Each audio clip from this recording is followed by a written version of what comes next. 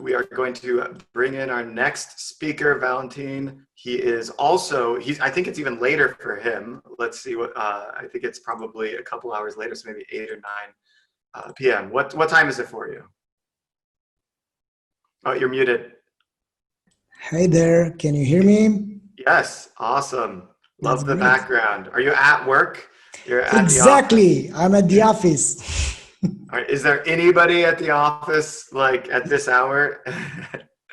Nah, but actually I've been here in this free stores building all day long, all by myself.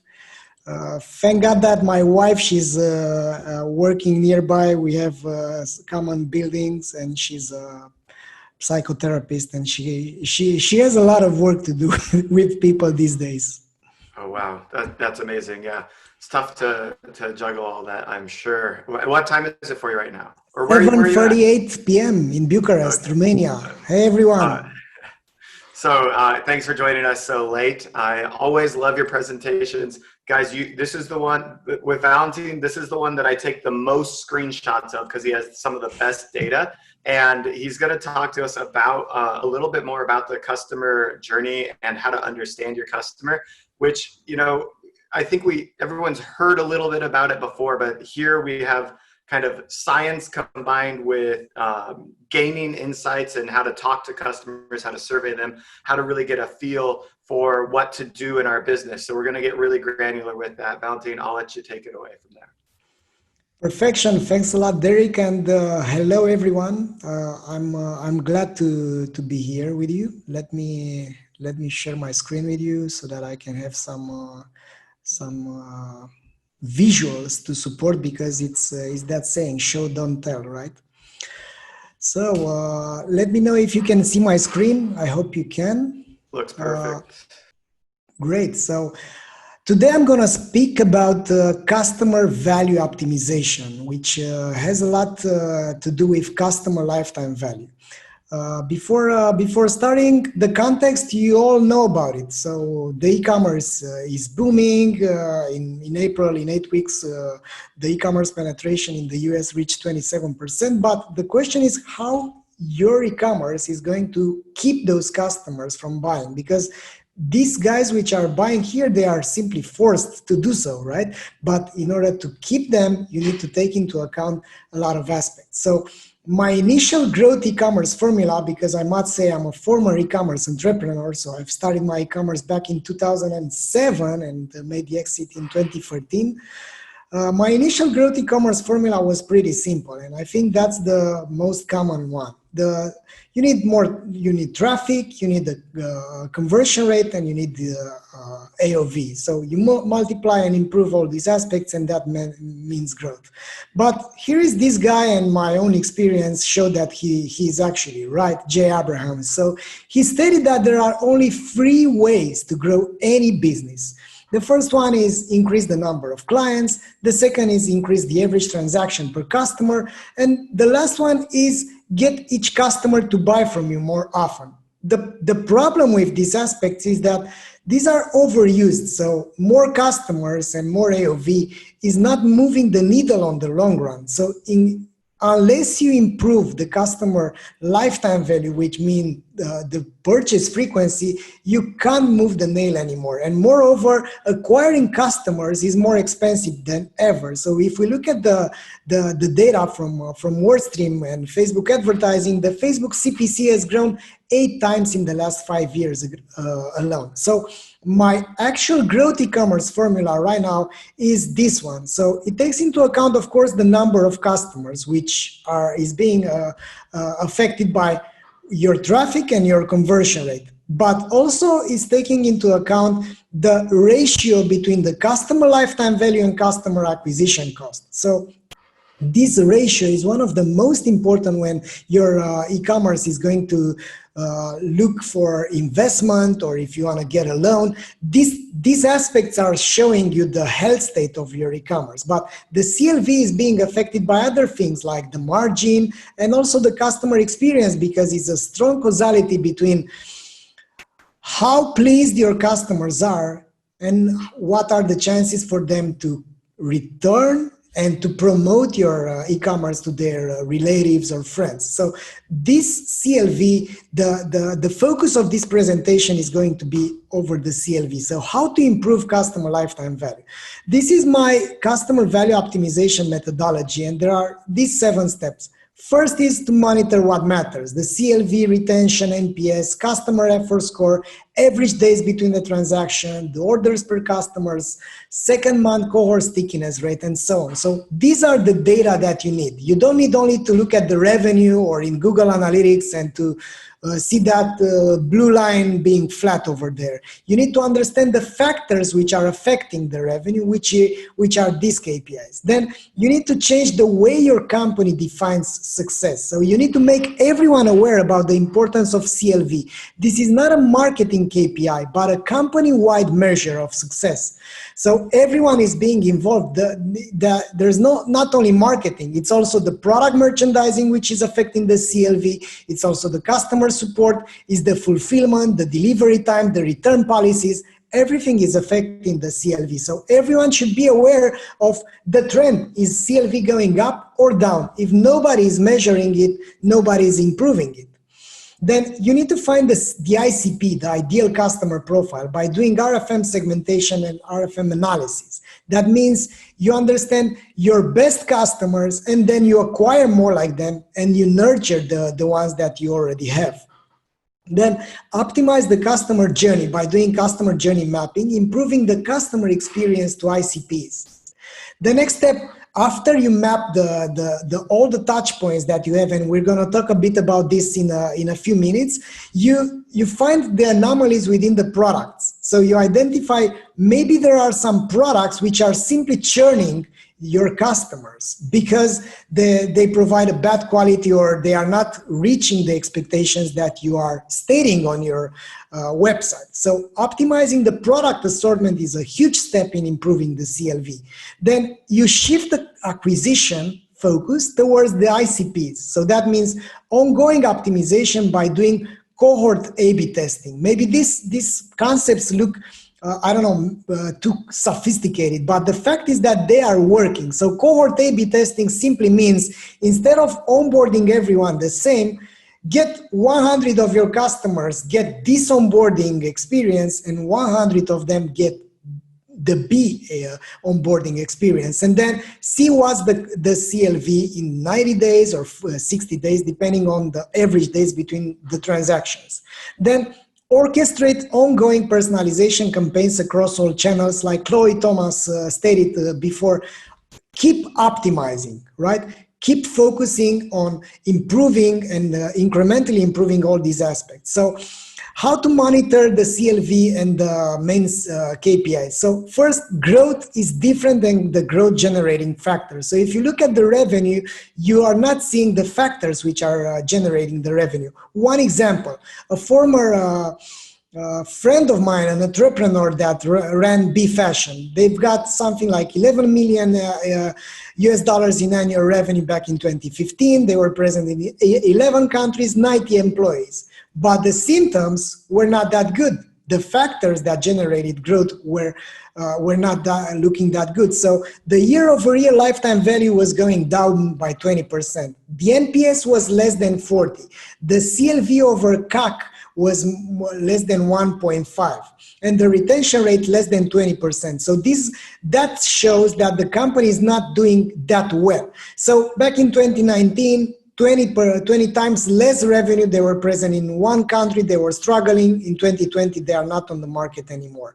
So the problems that they've had, and you should be focusing on this before pouring money into acquiring more customers, is which are the chances to place the next order after a customer has placed one order, 2 orders, 3 orders, and so on. So if you don't improve these aspects, there's a pity, and you don't need to focus on acquiring more customers anymore. To do so, you need to look at the things like the customer lifetime value and the historical CLV.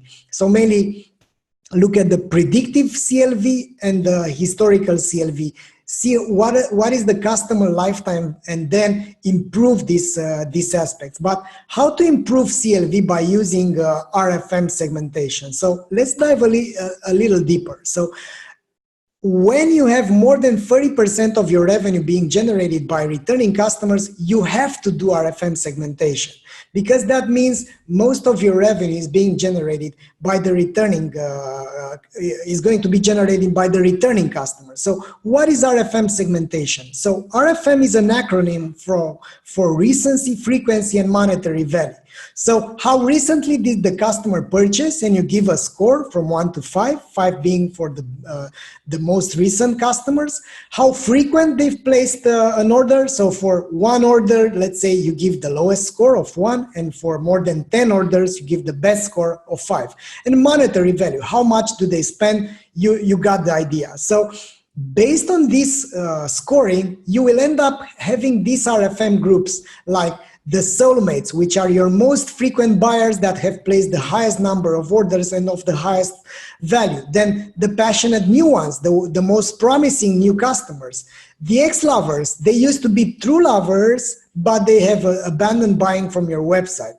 Then you have the about to dump you, the fresh apprentice, the breakups, and the flirting, right? So you have these 10 different groups of customers. But let's focus on the soulmates for a minute. And these are figures that are real from a real customer. We have the privilege of seeing a lot of data. We have already 400 e-commerce stores ingesting data into Reveal, and we are helping them to improve this aspect. So one of our customers, they have 3% of their customers generated 12.42% of the total revenue. So their score is 5, 5, 5 for each of these aspects. So these are their ideal customers, the ones that are having 5, 5, 5. But also they have the lovers, and as you can see here in Reveal, you can simply drag and drop them and change these aspects. So by looking at the soulmates customer groups, you will be able to identify the anomalies with this RFM analysis, like which are the customers that bring most of the margin and most of the revenue, but there aren't too many of them, because these are your most important customers. And that's why you need to understand and do research towards them to understand the top reasons that they make them buy. So let's say you do the research and you find out that the product assortment, the return policy, and the customer support are the best reasons that make them stick around.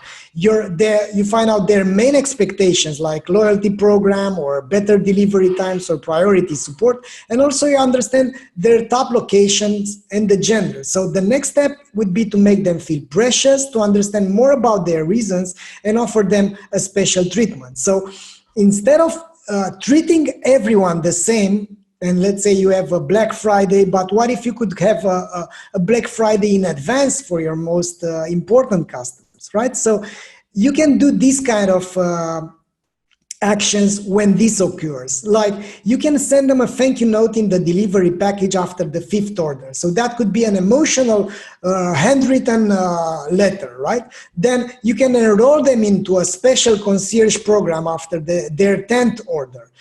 You can give them priority support at every order. So you can also remind them. So by using this kind of automations, you can, if you can see a new order or you can see a ticket from a high valued customer, you can give them a priority support at every touch point. Then you can show the special benefits at every visit on the product pages or on the cart pages to remind them and to improve the propensity to buy for them. Then reactivation special offer. Once you see that they are starting to let's say slip away, like one day after a grace period that you define, you can give them a reactivation special offer to re-engage them. Also, you send them a survey about the user experience when a new order is being placed, and also a survey about the customer experience when a new order is being delivered. The trick here is not only to listen to their concerns, but actually solve them in real time. So you can treat objections in real time, like if they give you a rating of less than 6 on the NPS scale, you can send a special discount, like we're sorry for the mess discount. So these kind of actions will allow you to be proactive and to act in real time than to, let's say, treat everyone the same, like in communism, right? Then another important customer group, the ex-lovers. These customers bought many times a long time ago and high monetary value. So they have the lowest score in recency, but the highest scores in frequency and monetary value. So this could be a quarter of your total customers. So now it's up to you to define this kind of special treatments for them. The trick here is to reactivate them and to, let's say, prevent this from happening by doing these things to your soulmates, right? Because ex-lovers, they used to be the soulmates. Another important customer group would be the Don Juans. So these customers bought a long time ago, only once, right? Recency scored the lowest, frequency scored the lowest, but surprise, monetary value score is the highest. So another important thing is to understand who they are and to prevent this from happening, because the Don Juans, they previously been potential lovers, right? So when they've placed the first order, you should have been giving them a special attention so that you can onboard them differently and properly so that you make them stick around. So in order to do these things, you need to monitor the CLV by each RFM group in real time, right? So you can see a snapshot here from our technology so that you can understand how, instead of looking at the visitor behavior and being hypnotized about it, I'm not saying that this is not important, maybe it's time to look at the customer behavior, because you are not looking for more visitors. Actually, what you need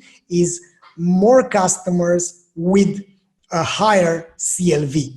So what's the first thing to do right now? Qualitative research. So what you need to do after you define these RFM segments, you add the customer voice in the mix. You prepare the list of different RFM groups. You create the questionnaires, understanding the reasons to buy and the barriers that they have. You send the surveys via email or SMS or ads or even by phone. If you don't have too many customers, let's say you have only 25 soulmates. Okay, pick up the phone and call them, because the question mark will reveal more than your exclamation mark.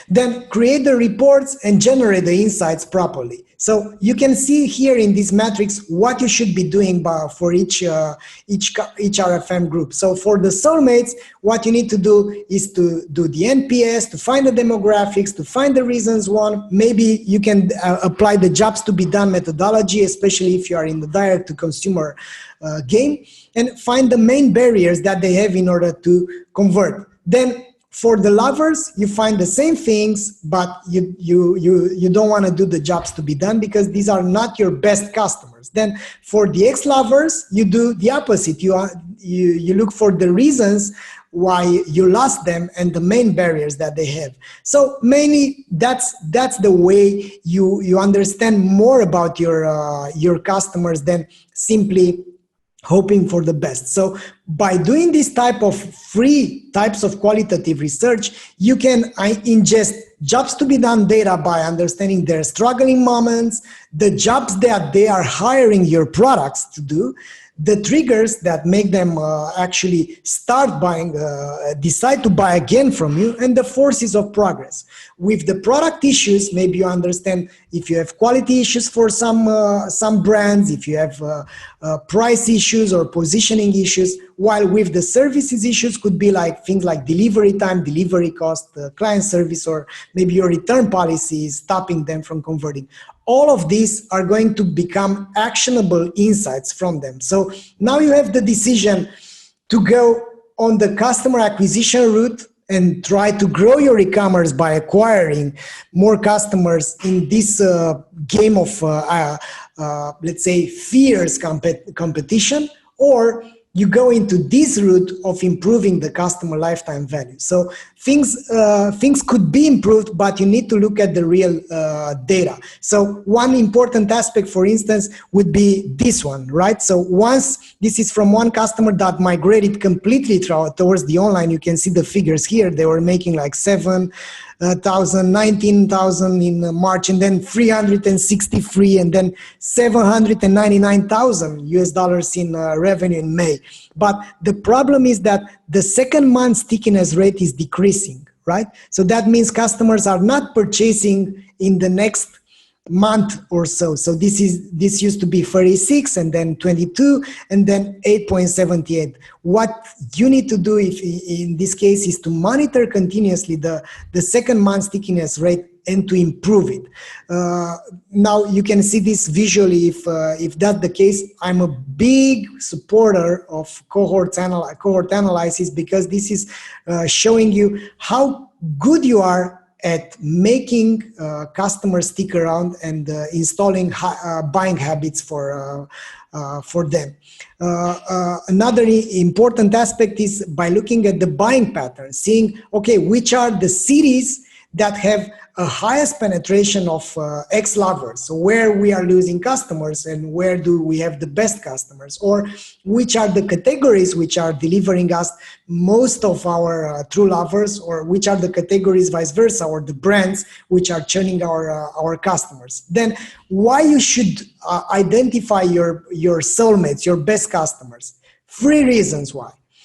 You will end up having better acquisition because you will target customers differently. You will build lookalike audiences that are being informed by your groups of your best customers, the ones which are buying the most frequently, and with the highest recency.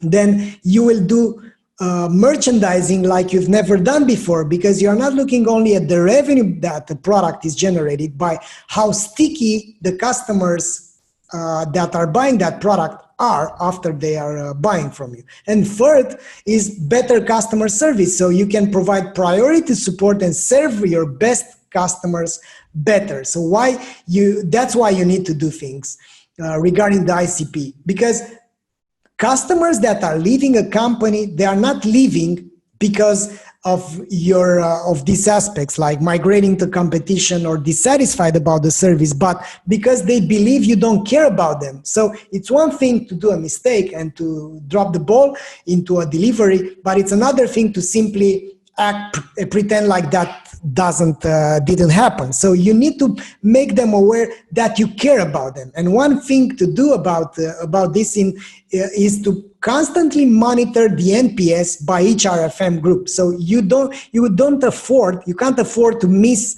to miss these opportunities to grow by tracking the NPS by each RFM score, by each RFM group. So mainly the idea here is to focus on monitoring the NPS at an RFM group, at the product category level, or at the brand level. So you identify this in real time, but not only that you identify these flows, you can simply treat those objections in real time. So when after you do the pre-delivery NPS, so after the order has been placed, you identify what is the score level, and if it's more than 7, let's say you don't do anything, but if the score is low and the customer is a top customer, you do real-time action. Or if it's the customer with the high potential, of course, you prioritize the support, you automatically deploy a ticket and you solve the customer's problem. Exactly the same with the post-delivery NPS, because the beauty of pre-delivery and post-delivery Net Promoter Score is that you are able to, let's say, identify this in real time. Derek, let me know how much time do we have?